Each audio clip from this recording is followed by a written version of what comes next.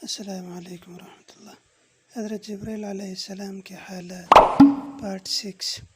روز قیامت کون سا صحابی حضرت جبرائیل علیہ السلام کی شکل میں ہوگا؟ عجیب واقعہ۔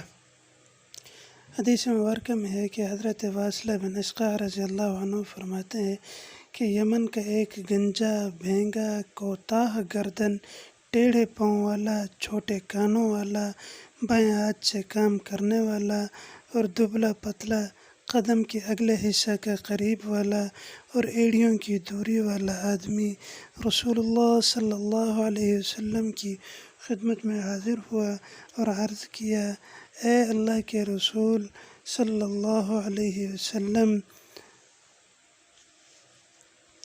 مجھے آپ بتلائیں اللہ نے مجھ پر کیا فرض کیا ہے؟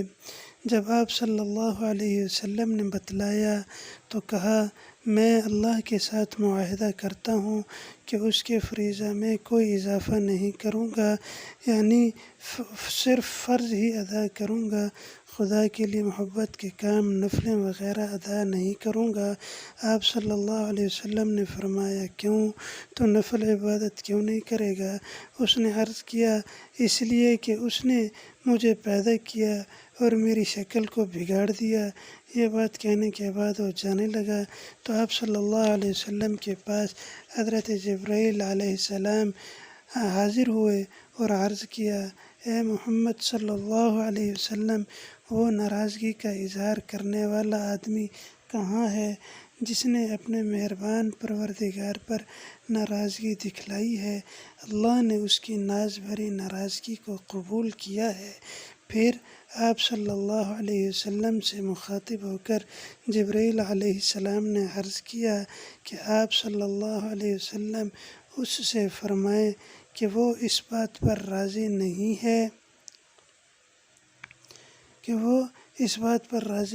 ہے کہ اسے اللہ تعالی روز قیامت جبرائیل علیہ السلام کی صورت میں زندہ فرمائیں گے۔